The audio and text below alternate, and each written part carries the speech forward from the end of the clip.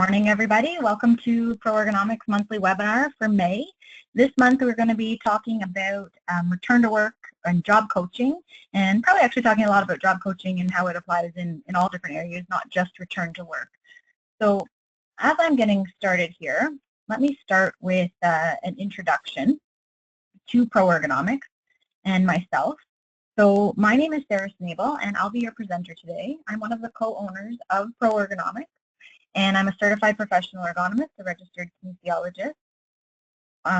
What it means if you've not worked with PROergonomics before or an ergonomics consulting company, what it means is for us anyways, is that all the partners are certified ergonomists, and all of our staff are working towards that designation as well. So they're in some state of getting that achievement. Also, all of our staff are registered kinesiologists, so you know that you're getting a professional in the field, and we really strive on a team approach, a collaborative approach to any of our client work. So anytime we're doing an assessment, you're going to get the expert in your field. We've got a lot of experience between the team of 6 of us now, and so really there's a lot of industries out there, and I'd say that we've probably been in most of them. So we really strive on delivering a team approach. If you've been to our webinars in the past, then you know that they're kind of short and sweet. It's about an hour long. We try to really give back in terms of education, so I'm not trying to sell you on anything. This is really about education, and today we're going to be talking about job coaching. So the webinar kind of housekeeping here is that as you're following along, if you have any questions or comments, you do have the option to use the chat bar along the right side of your screen. I think you should be able to pose questions there as well. If you're having any difficulties with asking questions, you can also click on the raise your hand option, and that might then flag to my attention that there isn't a question. So kind of this format for going through the webinar is that if you do have any questions, post them, and what I'll do is I'll keep my eye on that section, but I will try to kind of limit myself to answering the questions at certain times, that you don't just listen to dead air while I read all of the comments. So there'll be some set times kind of midway and at the end of the session for when we answer all of those questions. Any questions that I don't get to during the webinar, I will follow up on. Other housekeeping things, just if you notice at any time throughout the webinar that the sound gets really choppy, or if I sound really far away, that chat bar is really your way of communicating with me to let me know. So I rely on that as well. I mean, I'm talking to my computer screen right now, so any kind of feedback that you can give me is great. So again, welcome to the webinar this month. I'm excited to be talking about this. This is job coaching is kind of a new webinar topic for us. And as much as we're talking about coaching your workers back to work, I'm really going to take a spin to, we're going to talk about how job coaching applies in a return to work aspect, but also how it applies as a proactive or an injury prevention perspective, because I think that there's some really good opportunities in both respects. Going through the kind of my agenda for today, loosely, we're going to talk about ergonomics and education. So, giving that background on what is it that we are providing job coaching on, so ergonomic principles, and the types of injuries that ultimately we're trying to prevent, or that we're trying to coach somebody back to work on, that we're working around. And then ultimately what I want to spend the time on today is talking about what is job coaching from an ergonomic perspective. I'm not necessarily talking about the job coaching when it comes to learning how to do your job or career development, that type of job coaching. This is really ergonomic job coaching from an injury prevention perspective. And then also what makes effective job coaching. So doing a lot of sharing of examples of times when I've done effective job coaching and how PROergonomics uses job coaching in its assessments, in its day-to-day work. And I'd love to hear your experiences as well. So as we're going through, if you've kind of got a comment of times when you've had effective job coaching, I'd love to hear it. So starting off, what is ergonomics? I feel like we have to touch on this. So ergonomics is about fitting the work to the worker. That's the short and sweet definition. I know that you can get into some pretty lengthy definitions, right? But the fitting the work to the worker is really, it sums it up so nicely. And when we talk about fitting the work, we are talking about all different elements. So we're talking about the system that we work with. We're talking about the job tasks that we're doing. We're talking about the tools and equipment that we're using. We're talking about the environment that we work in, even the layout of our workstation, even the work method, how we are doing the job. So how the worker interacts with their system, how they interact, how they do that task is what we are trying to adjust or address really with ergonomics. We are addressing all of the elements that the human interacts with. And so a big part of ergonomics is this, how does it apply to me, or this education piece. And this is kind of a classic question really that I get is, if I kind of describe a typical social setting, or that elevator chat where somebody's like, oh, what do you do? And you say, oh, I'm an ergonomist. Well, that's what I say anyway. And the typical answer that I get, or the look that I get back is, huh? Or, oh, what is that? And I don't want to necessarily give them the whole narrative on what it is that I do, but it kind of reminds me really that ergonomics still is requiring a lot of education. It's still relatively new for a lot of people, or they might say, oh, you adjust chairs, or oh, you're the chair lady. Huh, that's one of my favorites. And they immediately think of adjusting a computer workstation, when there's really so much more to ergonomics than just a computer. I mean, that is definitely an element of what we do, but there's so much more to it. So really, when we're talking about education, it's even about ergonomics. How does it apply to me? But figuring out, we talk a lot about ergonomics in the workplace as well, but what I often try to explain what I'm doing to people is that I might ask them what their job is, and then try to explain how I might use ergonomics to fit with them. So, oh, I do sales. So I do a lot of driving, I go to a lot of meetings, and I would say, great, okay, so ergonomics would then be talking about how it is that, you might be able to drive in your vehicle. We could talk about driving ergonomics. So how to stay comfortable, how to reduce your injury risk when you're driving in your vehicle, and when you're meeting with those clients, you're bringing out your tablet or your laptop, talking about the different postures that you might use, and asking them where their strains and sprains, their aches and pains are, and then and that's usually how I explain my job and how ergonomics might apply to them. I also try to remind people as well that ergonomics can be applied in all aspects of our life. So we talk a lot about work, but it also can apply at home. So your office workstation at home, your kitchen counters, the height of them, the I'm trying to think of another example, but anything, you're working on your computer at your dining room table, is that good ergonomics? Your activities, so a lot of biomechanical principles come from sports, and a lot of the kind of teaching principles that we use and coaching, for example, can come from sports.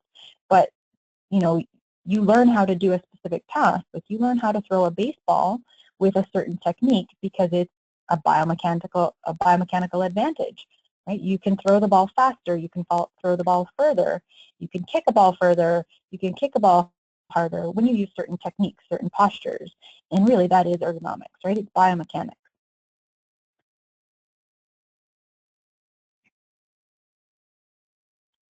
I also try to explain then that ergonomics is about preventing injuries, and it's not necessarily, kind of the short answer, if I'm, really not looking about talking about work, then I might say, oh, I work in health and safety, and I might brush it off kind of like that. But really, if what I should be saying really is that I'm trying to prevent musculoskeletal disorders. Now that's another mouthful in itself, but I might call this strains and sprains. So my goal as an ergonomist is to prevent strains and sprains in the workplace and to mitigate the effects of those.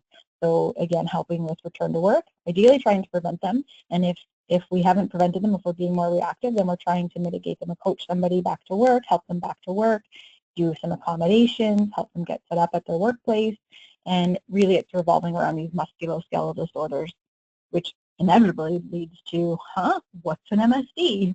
And so it's an injury of your soft tissue. So again, I'm going through this to kind of make sure we're all on the same page here, give that background information. You could also call an MSD, a strain and sprain is really what I call it most of the time. I've also heard it called repetitive strain injury, really not one of my favorite terms because it really implies that repetition is one of the main causes of the injury, and I think that there's many more contributing factors. Repetition is just one element, but there's likely several others that have a bigger impact. But an MSD could be affecting, your muscles, your tendons, tendonitis, for example, carpal tunnel, bursitis, all of these these typical words that you may have heard: golfer's elbow, tennis elbow, any issues with the back. There's a whole long laundry list of issues that can happen with the back, a slip disc, a pinched nerve, frozen shoulder. All of those would be considered an MSD. So I'm not necessarily, as an ergonomist, I'm not trying to necessarily prevent, those slips and trip hazards or the really acute injuries. That is definitely more of that safety focus, but ergonomics is about preventing those strains and sprains. And again, coming back to this education piece, is that when I'm looking at a job or a task, I'm looking at it from this MSD hazard perspective. So what could be causing an MSD? And in ergonomics, we're talking about kind of the big three, really, is force, posture, repetition. Those are kind of the big three main hazards. There's others as well, but I'm always trying to apply those in a job that I'm looking at. And sorry, I'm just checking the questions here. What I'm trying to prevent is these MSD injuries, and I'm looking at a job kind of with a different lens. So that's kind of what I try to educate people, is that I am trying to minimize the risk of injury by looking at your job from a different perspective. I'm looking at the layouts, the height, I'm looking at all the contributing factors that could be causing an MSD. And really, when we talk about how an MSD can happen, it's important to note that they're happening over a long period of time, right? So for those of you who are working in-house and dealing with these MSD injuries of your staff, you know that they can be quite debilitating, they can be quite costly, and sometimes they seem like they pop up out of nowhere, but really they are happening over a long period of time. We're talking years. So kind of looking at a diagram such as this, you've got the red line indicating your muscle tolerance or your tissue tolerance, right? It could be the ligament or the tendon. And what you'll find is that it kind of in the early stages, your body gets used to the job that you're doing. So your work demands a certain amount of you, a certain physical demand of you. Your body gets used to it, and we get stronger for that. We get used to that job. What you might find over time really is just the natural effects of aging, is that muscle tolerance, that tissue tolerance is going to drop off, right? As we get older, we're not necessarily as strong, right? We start to lose some of our strength, our flexibility. That's just the natural aging process. And yet our job is going to demand a constant amount from us. The job hasn't necessarily changed. Now, there are certain things that we can do from a personal perspective to try to prevent that red line from dropping off as drastically, right? So we can think about exercising and good sleep and good eating habits and all of those personal things to take care of our body. And then when it comes to ergonomics, that's more applying to that physical demand of the job or the task. So I often think of ergonomics as working smarter, not harder. That's a slogan that I use a whole lot, right? We want to think about how we can work smarter and not harder. So by using that lift assist, by using the cart instead of carrying those boxes, I can actually reduce some of the physical demands of my job or of the task that I'm doing. And again, that's helping with my muscle tolerance or my tissue tolerance over time. By working smarter, by choosing to follow ergonomic principles, by choosing to use the right tool for the job, by choosing to use the right work method, those are all things that can help to lower the physical demand of the job or the task. And that's really where ergonomics kind of comes into play in trying to prevent these MSD injuries. And really it's never too late. Ideally, the earlier that you can start adopting these good work habits, these good lifting practices, the use of the tools, the better off it's going to be. But again, it's never too late to start. So you can prevent an injury, you can push it off from happening by working smarter and not harder. looking at WSIB injury stats, again, this is the trend. Year over year, we're seeing strains and sprains as the leading injury. We are seeing that the percentage is dropping, which is great. It used to be, higher, closer to 50%, a few years ago, and we are seeing it drop, in Schedule 1 as low as 39%, which is great.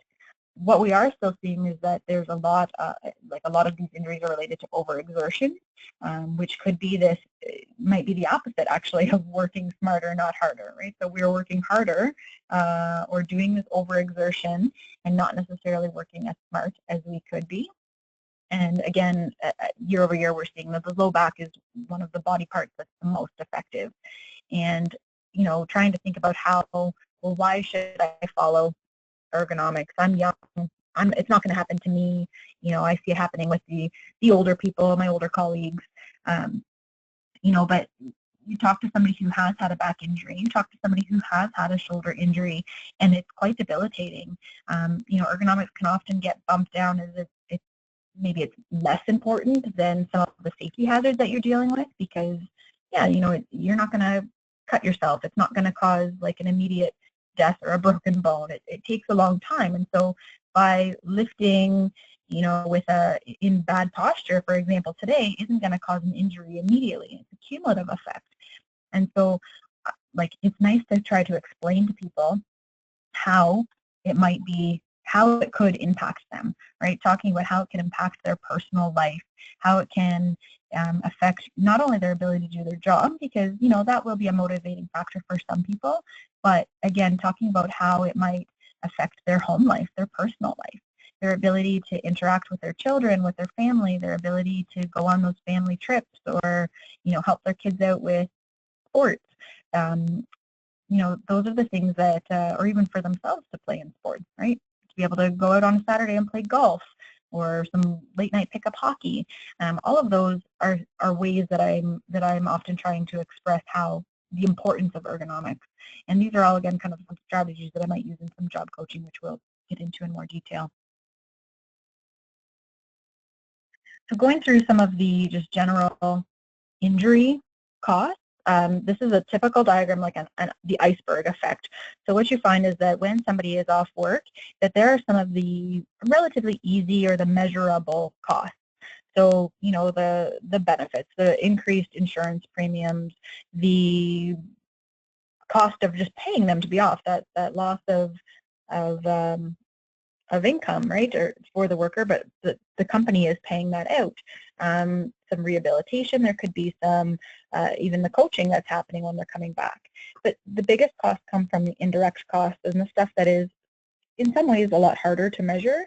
And some of the times the things that we don't really see on the surface and possibly the workers aren't necessarily seeing. This is definitely for you behind the scenes folks who are dealing with the claims.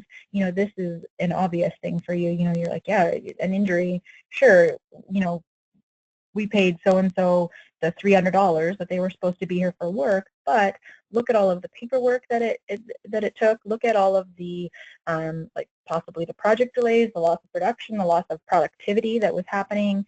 Some of those things aren't necessarily as measurable, but they are what make up the bulk of a cost of somebody being away from work.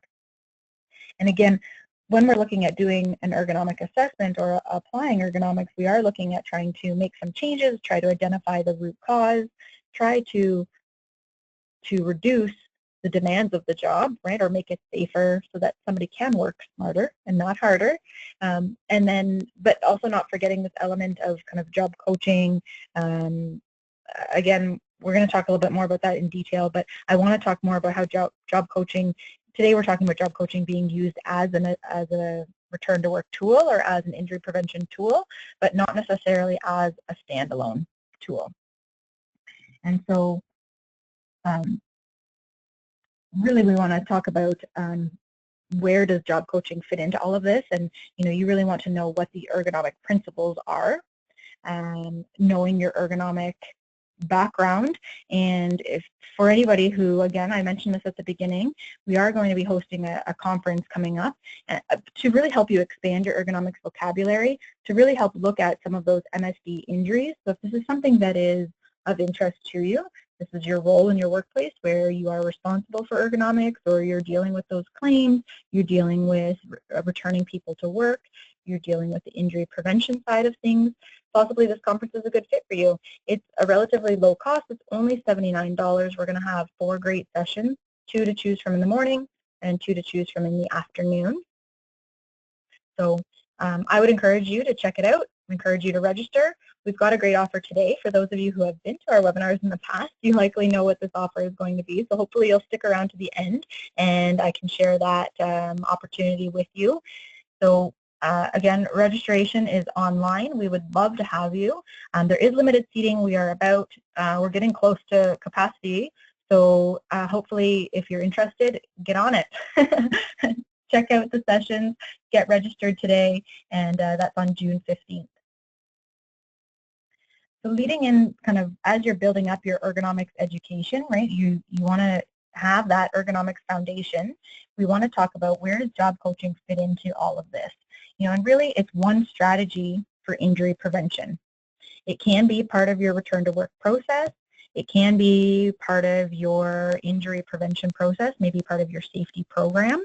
It could be part of your onboarding process, right? We do elements of job coaching when we're hiring people, maybe not always with an ergonomic focus, but that is when that is a good opportunity for job coaching. The goal of it really should be educating on safe work practices and body mechanics. So when I am doing a session that is officially called job coaching, my goal is to educate you on safe work practices and look at the body mechanics. So look at the way that you're doing the job, ideally to prevent injuries or possibly for supporting somebody who's returning to work.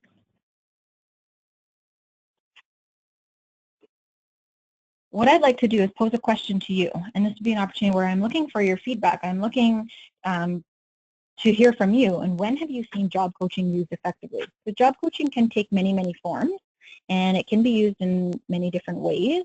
It doesn't necessarily have to be this obvious one-on-one job coaching. But what I would like to hear from you, and you can use the chat bar, or you can use the question panel, is to say, when have you seen job coaching used effectively? When is an opportunity for job coaching? When is a good time to do job coaching? And so as I'm awaiting your responses, instead of just sitting here waiting, what I'll do is I'll kind of go through a few opportunities where we at PROergonomics have used job coaching, and then and I'll incorporate your answers as they start to come in. So coaching can take many forms. As I mentioned, it could be part of your onboarding process. It could be, and job coaching does happen, that like you're doing your training, you're teaching somebody how to do the job, and so that might be a good opportunity for some ergonomic job coaching, right? So when we're addressing, how we pick up this part, we pick up the part with our right hand, we install the component with our left hand, bada boom, bada bing. But sometimes what's missing is that ergonomic aspect, right? In terms of, why are we doing it in this way, and giving that feedback or that opportunity for like the postural feedback, really. Coaching, I was trying to think of all of the different ways that I do coaching and how we do coaching at PROergonomics, and the list started to get a little long. We actually do coaching kind of in all elements of what we do. So coaching could be during an office assessment. Maybe I haven't necessarily been contacted to do job coaching, but as I am doing, setting up your computer workstation or helping you set up your computer workstation, there is a big education piece there. We're talking about how to set up your monitor, your chair, and the whole why on that. So I am coaching you on what is good posture. I'm coaching you on what is this ideal, this gold standard setup.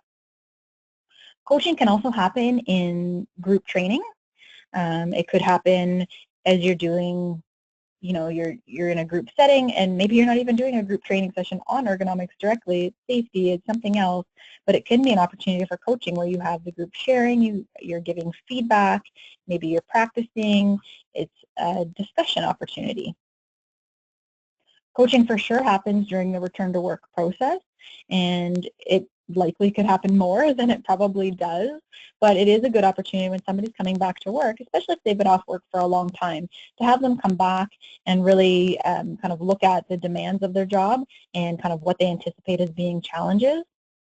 And, you know, and often in a one-on-one thing, I mean, return to work and one-on-one can kind of go hand in hand here, but one-on-one job coaching is, you know, identifying somebody's specific challenges and then coaching them through how they might do things differently.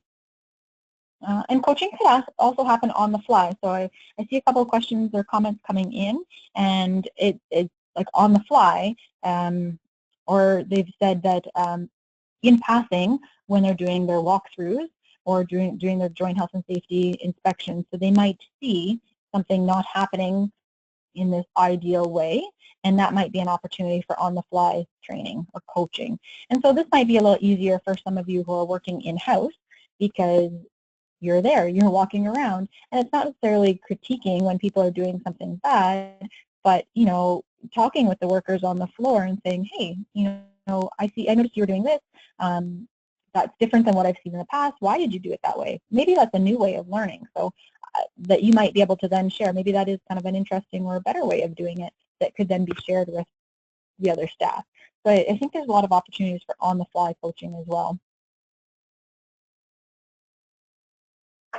Okay, I'm just going to check the question bar here. Perfect. I will come back to some of the questions here.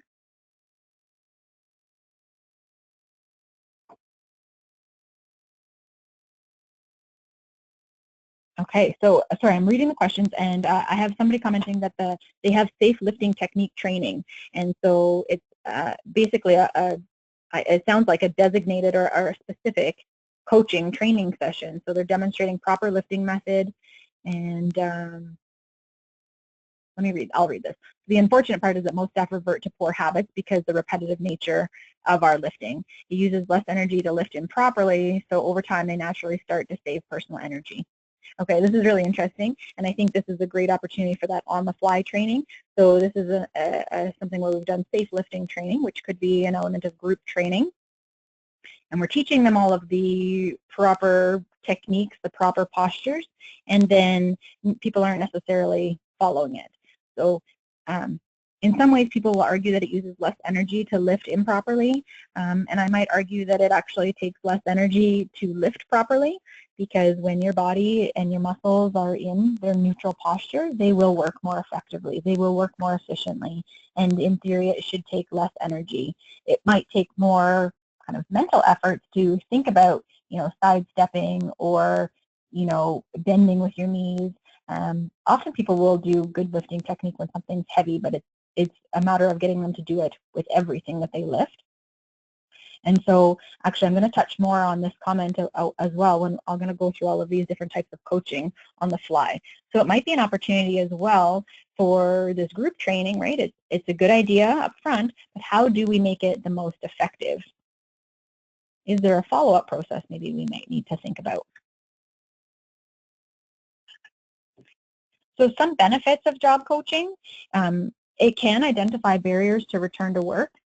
So if you are meeting with somebody and they're coming back to work and you think, okay, great, you know, I've given them some job tasks that are within what they've said they can do. You know, they're only going to be working 4 hours, everything should be great.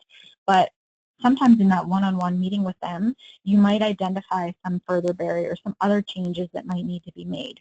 So it might be that they need like a sitting spot. And so what I mean by that is, like, I was doing an assessment with somebody, and you know, they were set up that they were working modified hours. They were given a fewer number of patients to deal with. This is an RPN position.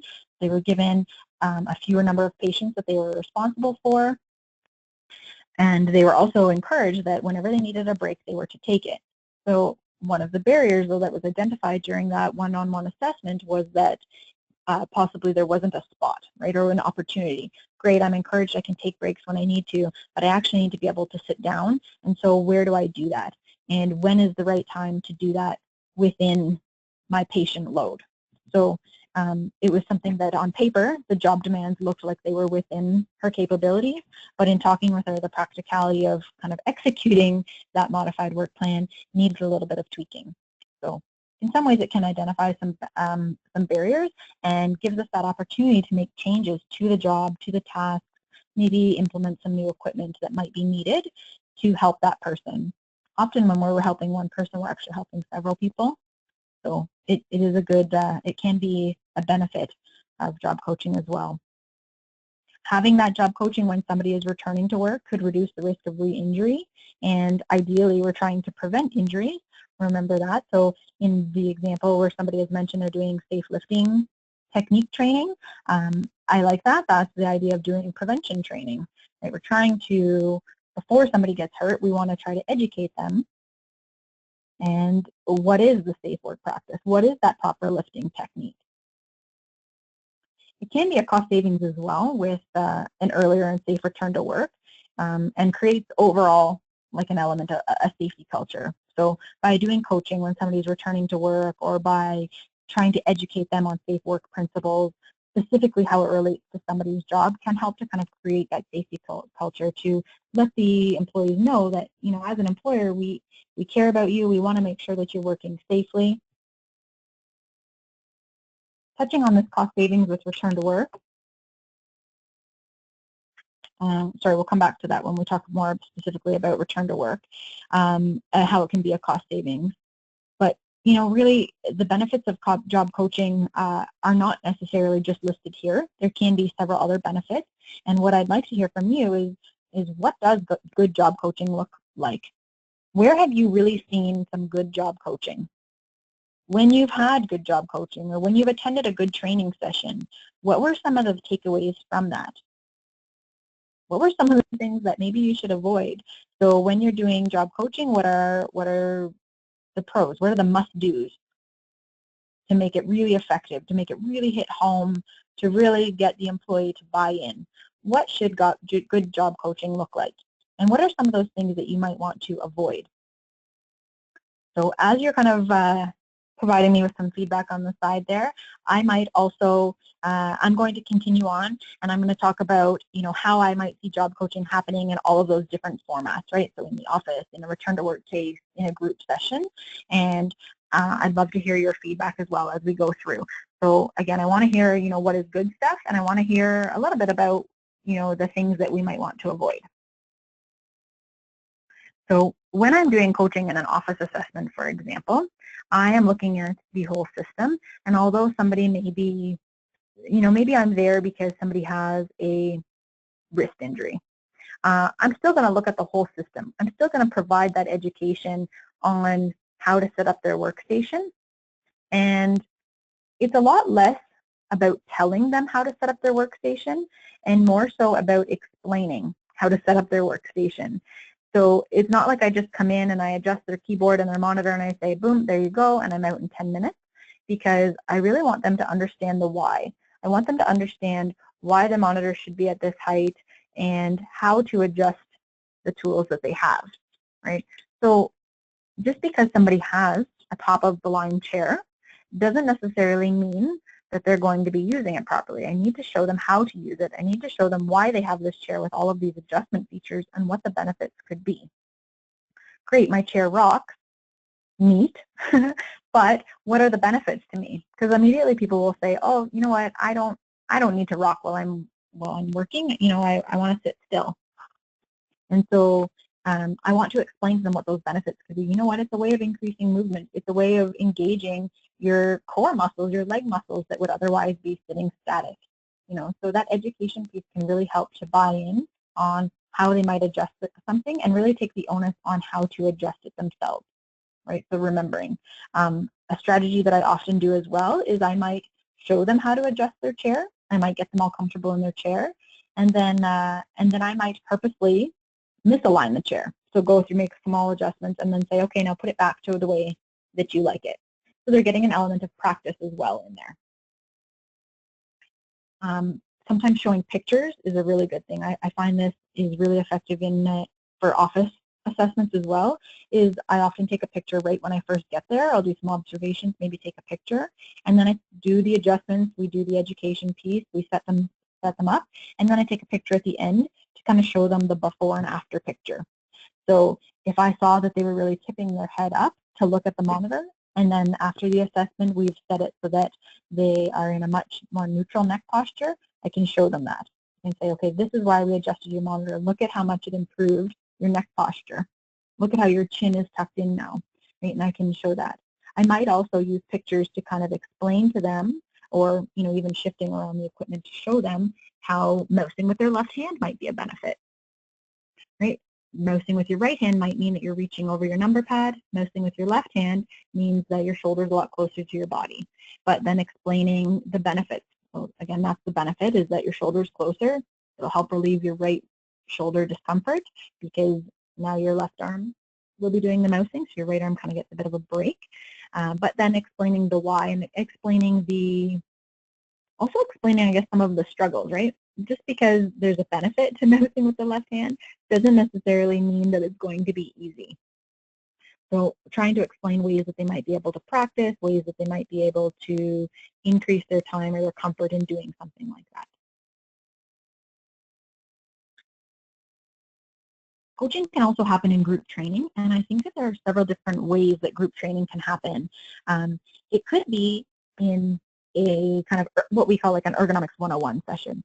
So, and you might call that several different things, but what I mean by that is like an ergonomic awareness session, or it's what is ergonomics, how does it apply to me in my job, what are the ergonomic principles? So, ergonomics is looking at force, posture, and repetition. What are those elements in my job, and how might I do things differently? So it could be that you have, we did this recently in a manufacturing environment where we had people from all different jobs. So the whole team was there, right? From different departments who do different jobs. And so what that training looked like was showing them some videos, because we weren't on the floor, we were in a training room. So showing them some videos of their job and getting them to provide, oh, okay, I see, I'm now going to apply these ergonomic principles. I'm going to look at that job video of me doing the job, and I'm going to say, okay, I see awkward postures there. And then it's a group discussion on how might we do things differently, and really challenging them. Okay, great, you've identified these hazards. We've talked about different ways that you might be able to do it that would mitigate these hazards. Now, my challenge to you is to go back to your workplace and try to do this.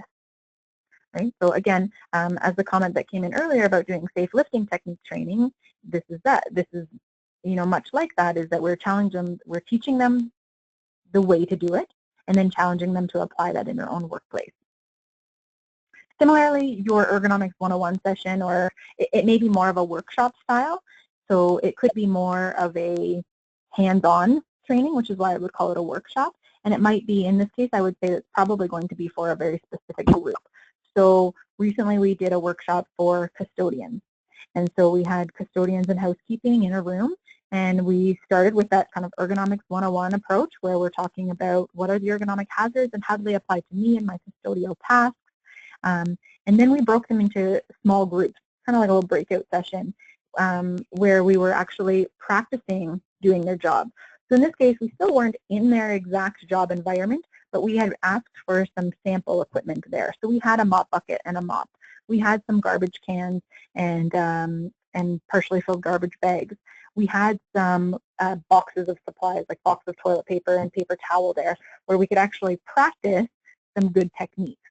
So during the training session, that group session, we had identified some of the hazards. So some of the hazards related to mopping, for example, could be that it could be repetitive, and it could be forceful, just the weight of the mop and pushing it. It could be a long duration, because maybe you're doing a really big area and it might take you half an hour or 45 minutes to do that mopping. And then what we did in those breakout sessions was, okay, let's talk about good mopping techniques. And not only just let's talk about it, but let's practice it. So we had people using the mop, and we talk a lot about it, as this example in custodian for mopping, dancing with the mop or using a figure 8 technique. And I find that in general we may be relatively knowledgeable on what is good technique, but it's a matter of whether or not we're actually doing that good technique. And so this is kind of a way of reinforcing those principles. And when you're doing it in a group session, you're getting people to volunteer, you're getting the staff to actually try and do the mopping. As the leader or as the facilitator, I'm providing that postural feedback, I'm providing that coaching. Okay, I think maybe you should be gripping the mop differently. Dancing with the mop actually means kind of incorporating more of a side-to-side movement as opposed to just walking straight backwards with it. And so as people are doing it, as they're showing me how they might mop or their interpretation of dancing with the mop, again, we're getting that feedback. And I'm also helping the other staff to be able to look at the job differently. Right? It's not often that you kind of watch your colleagues mop and evaluate their posture. So a workshop with some hands-on is really an ideal way of trying to reinforce some of those learning principles. Similar, you might find this you might do some education sessions in group settings, more of a wellness day session or a lunch and learn. You know, what is office ergonomics? What is driving ergonomics? How does that apply to me? But the ideal really is that you are trying to make it applicable, trying to hit home how does it apply to me, and I find in group training it's a lot more education up front as opposed to the follow-up, but I like the hands-on and I like an element of follow-up to really make it effective. In a return to work aspect, so the group training, the office assessment training, both of those could be considered more proactive or not necessarily in a return to work capacity. I mean, office assessment could be it as well, but usually group training for sure would be more of that proactive or that preventative approach. When return to work job coaching, what I'm talking about here is when somebody has been off work for an injury, whether it's work related or not, is somewhat irrelevant, but they're coming back to work after being off. And this might be more of a formal job coaching session, and you might be trying to get some more information. For those of you who are working in-house, you may know a lot about the job already, but maybe not super familiar. Maybe you're still going to be looking at the physical demands assessment or the job description that you have available. For me, coming as an external, I'm for sure going to want to see that kind of information and possibly even see, looking at the employee's functional abilities form or anything that they have documented about what their capabilities or restrictions are. Sometimes you could maybe do like a job match assessment where you're not really meeting with the employee and you're just comparing the documented abilities versus the demands of the job. But if we're talking about doing really good job coaching and helping that person come back to work, you're meeting with them one-on-one in their workplace and you're discussing with them what they anticipate to be challenges or barriers coming back to work. You know, I did this in a lab setting. It was day one where the employee was coming back to work after a shoulder injury, and we didn't have a PDA for this job. She didn't necessarily have an FAF. She had a couple of guidelines from her doctor, was to avoid above shoulder lifting and avoid lifting over 10 pounds. And so what we did for about an hour was we basically toured her lab. We toured her facility and she showed me, we measured her shoulder height, and then we went around and we looked at all of the things that might involve her reaching above her shoulder, whether it would be reaching to a valve, reaching to supplies on a shelf, or even working above shoulder height when she was pouring. So pouring from a flask to a beaker, right? Would raise her shoulder above, or raise her arm above her shoulder height. So we went through all of those, and really it was about problem solving. And I mean, I'll tell you, you don't need to be an expert in doing that person's job. Sometimes it actually helps if you're not. But you want to look at the job from that ergonomic perspective, from an ergonomic lens, to help them problem solve their job. And you're not telling them what to do. You're kind of asking them, okay, how might you do this differently? And getting them to kind of think about the stuff that they have in the lab or how they might be able to do it differently. I've also seen this in, I used to work in-house actually. When I started my ergonomics career, I worked in-house actually for a hospital, for a family of hospitals actually in Hamilton. And one of their kind of standard, well, it started to become their standard protocol, was that when somebody was returning to work, they would always offer them a job coaching session. And that was usually with me.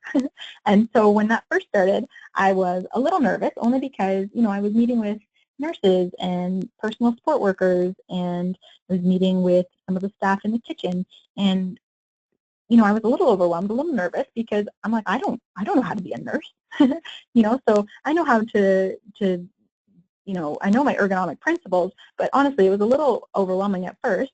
But what I found out quite quickly, I was doing a lot of training with the nurses on how to use lifting equipment, and I was learning a lot of feedback from them, and that really is how job coaching works. I mean, you're not telling them, I'm not saying that I know how to be a nurse, but I am saying that I am a body mechanics expert, or that I am a posture, I'm an expert at evaluating postures or evaluating tasks from an ergonomic perspective. They might explain to me, okay, my job is to move patients from this bed to the stretcher, and I would use this roll board device, for example. But coming back to work, I've just had a back injury. I'm a little nervous that I'm going to rehurt myself doing that task. So then what I do is that, okay, great, let's go through it. So let's talk about how you might do this task differently, right? What would you do differently? How can we do that patient transfer with a better back posture? And so I didn't need to be the expert on how to be a nurse. I needed to be the expert on how to do your postures differently, or how to look at the job a little bit differently, and not just do the same old what we've always done. So just kind of going back with this return to work, like job coaching, it is a super effective tool, I think, in this return to work aspect. These are some stats kind of pulled that, after somebody's been off work for 6 months, there is, roughly a 50% chance of return to work. So we talked before about early return to work being a cost savings. The sooner you can get somebody back to work, obviously the less it's going to cost you. The longer they're off work, the statistics, the chances of them coming back to work successfully, like 100%, drop off quite significantly. So job coaching can be a way of kind of bridging that gap, identifying those barriers to bring them back to work safely. What you might find is that employees could be nervous. They could be nervous coming back. They're worried that they're going to re-hurt themselves. They're almost like underestimating their capabilities. And then similarly, we're also, they may be overestimating their capabilities. Nope, I'm fine, I can do it, I want to, kind of this, I want to prove myself attitude. And then what happens is that kind of overdoing it, and then getting re-injured, or not allowing themselves to recover. So I find that the job coaching and those first days back in the return to work process can be super effective in trying to provide a support for those people, right? Encouraging them to work to their abilities, whether that be not being so nervous or to be a little more cautious. One-on-one job coaching, again, could happen in that return to work aspect, and I would also say it could be a really good follow-up in your group training. So when you're doing group training where you maybe are just kind of disseminating information, maybe it's more of a PowerPoint slide, maybe it's a safety talk, then the one-on-one coaching can be a good follow-up. And that may be formal. It may be that you've kind of scheduled that you're going to, pop by and meet with everybody at, if you have time, that's that can be a pretty big time commitment, but this one-on-one job coaching, but trying to identify how they might be able to do the job, like watching them, coaching them from that perspective of, okay, great, I know how to do it, but am I actually doing it? I know how to do safe lifting, but am I actually doing it? I know that my chair should be supporting my back, but do I actually have it positioned in the right spot? So kind of that difference between I know what to do and I'm actually doing it, or what to do.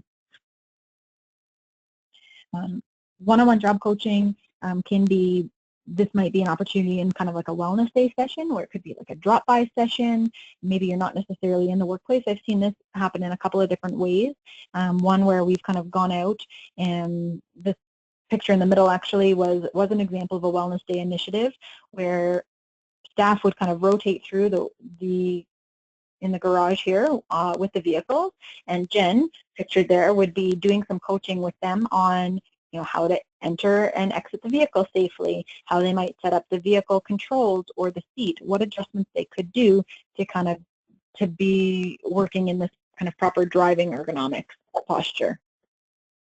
Also seen it more of more on the workplace thing, where I've gone into a company and basically we toured around the plant floor. It was wellness day. They had hearing tests to do. They had a bunch of things to do. So they knew that people were going to be walking around, and we would visit them at their workstation. We would ask them questions on, what is ergonomics, and show me how you do your job, and show me some good lifting techniques and handling techniques. And so that was kind of a bit of a different strategy where you're going around in the actual work environment. The on-the-fly coaching, again, could happen after training sessions. That might be one of your ideal times. So kind of as that follow-up, so great, we've showed you how to do it, we've told you how to do it, sorry, and then now I'm going back and providing feedback. I think, honestly, the feedback aspect is what, in my opinion, is what makes for really good job coaching, and is sometimes an element that is missing. So, we often do a good job about the educating about, I can tell you what is good mopping technique and what is good mopping posture, but are you actually doing it, and is anybody ever providing you feedback? Right? I know how to do good lifting technique when I am lifting a stretcher, but am I actually adhering to that when I'm out in the workplace, when I'm actually doing it? I know that I shouldn't reach really far to access the supplies and equipment at my desk or to my phone, but am I actually doing it? So as you're walking through, if you're internal, on-the-fly coaching can happen. It could be a couple of seconds, it could be a couple minutes, it could be a conversation, and it could be during an assessment. Maybe you're there for something else, and just kind of by the nature of the questions that you're asking in your assessment, you are actually providing some education, you're providing some coaching, getting somebody to think about their job in a different perspective. Right? So when you're doing a physical demand assessment or a risk assessment, you're asking, okay, how often do you do that? Or why are you doing that? Do you always grab it with your right hand? Those kind of questions kind of help to probe the employee, kind of prompt them to think about their job maybe in a little bit of a different light.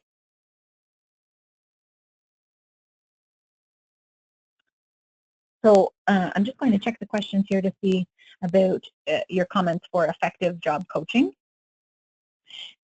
Great, so I've got a couple of that have come in through here, and they are very much in line with what I'm going to talk about, so that's good. So effective job coaching is where it's providing feedback, job coaching where it's relevant. So I'm reading some of the questions here, the comments, so that has to be relevant to the job, so in the actual job environment, providing scenarios. Okay, that's great, so providing scenarios. Could also be, sorry, okay. Sorry, I'm reading that question, I didn't quite understand it, so I'm just moving along. Effective job coaching really is how I envision it and how I see it and how I've seen it be successful, is that it's part of an overall program. So if you're going to use job coaching as an injury prevention strategy or as part of your return to work process, it should be somewhat formalized and documented as part of your program. And so how that looks for each of you is going to depend on your workplace specifically. Effective job coaching is really going to be where you're working with the employee. If you are just telling somebody how to do something, the chances of you getting the buy-in, the chance of them adhering and actually following through on that are pretty slim. So use your coaching opportunity to explain the why, get them to provide the feedback, get them to kind of help you brainstorm how they might be doing something differently, how they could organize the shelving differently so that they don't always have to reach over their shoulder to get the box of soap that's up there. Right, so how can we reorganize this? I mean, you don't necessarily have to be the expert on their job, but you should be using your ergonomic principles, your ergonomic knowledge, and applying it in that way. And providing feedback. Again, I mentioned several times that this is really where I see like good job coaching is providing that feedback, providing that postural feedback. So again, we might know how to do something in the sense that we've learned the principles. I know how to do good mopping, but am I actually doing it? So I would encourage you that if you are looking at doing job coaching, to kind of look at how you might do it. Look for all the different opportunities, the different ways that you could do job coaching. It doesn't have to be as formalized as you may think. But if you are looking at doing something formalized, then you want it to be part of your overall program. You want to really make sure that it's effective. If you are doing training sessions and you're finding that people are reverting back to their old ways or bad habits, then that might be an opportunity to do some job coaching in a different spin. I think the education part is great, but providing the feedback, the follow-up, I want to say the word enforcement, but I don't really that's not really the word I mean. I don't want it to be that they're getting in trouble for not doing it, but at the same time, like, we want to be encouraging best practice. And if you're not using best practice, then what are the consequences? So I think that feedback and that follow-up is really important. You know, and again, I've mentioned several times that you don't need to be an expert in that employee's job, but you should know how to apply the ergonomic principles and to really like get, you know, in depth and knowledgeable on your ergonomic principles. That is really how you're going to do effective job coaching. You need to know the basics of ergonomics. Right? It's not really. Often we find that some people may not be using the tools, they may not be using the techniques because maybe they don't know how or they don't know why, and so you're going to want to explain that in a way that they're going to understand, in a way that's going to make sense to them. If you're looking for some more tools, some more vocabulary to add to your ergonomic toolbox to get those basics so that you can do effective job coaching, so that you can be more well-versed in ergonomics, I am going to let you know that we're giving away a free registration. So we've been doing this for the last couple webinars. We're continuing that today. So there will be a free registration for our conference in June. Super easy way to enter. It's going to be a draw. So if you check your emails, you should likely have already received an email from us saying, giving you some information on the conference, and all you have to do is reply to the email and you will automatically be entered in the draw, which I will do the draw on today's Thursday. I will do the draw on Monday. So that gives you some time to, for those of you who aren't watching the webinar live, that you can still have that opportunity to enter, or if you're not at your email right now, to reply. So it's super quick and easy to enter in the draw. All you need to do is click reply in the winner in the email. If you're not the lucky winner, don't worry.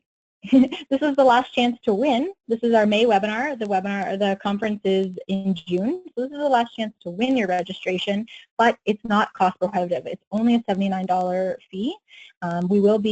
This sessions will be eligible for your designation. So for example, HRPA, CSSE, CRSP, CCPE, and you'll have your choice of 4 sessions. So you'll get to pick 2 out of the 4 sessions that will all be presented by the professional ergonomists, the partners of PROergonomics. There'll be lunch, there'll be networking opportunities, there will be lots of education. Definitely this is not a sales pitch style of conference. This is all about education. As you know, if you've attended our webinars in the past, I mean, they're free. We are about kind of giving back and providing education on ergonomics. As I've mentioned several times throughout this webinar, is that ergonomics is a lot about education. You know, we're educating people on what is ergonomics and how it applies to them. The goal is always injury prevention and to keep you safe at work, to, you know, keep you doing what you love doing in your home life as well. There's going to be lots of handouts, lots of good tools and resources. So again, if you are not the lucky winner, we would love to have you join us. It's registration's online, or you can always send me an email as well. I can get you registered. So thank you, everybody, for attending today. Thank you for providing your feedback and your questions and comments along the side. If I didn't get to your question or comment directly, or if I will read through all the questions afterwards. Sometimes I find it hard to answer all the questions while talking, but I will make sure to follow up with you directly so that you get a response to your question. Again, if you think of a question after the fact and you want to get in touch with me, by all means, you can send an email to info@proergonomics.ca or directly to me at snable@proergonomics.ca. Thank you, everybody, for attending. I hope that you will consider coming to our conference, meet you in person. We do lots of these webinars where we don't get to meet you, but it would be nice to meet you at our conference coming up in June. And as well, join us for our webinar next month. Again, every month, free webinar. Have a great day, everybody. Bye.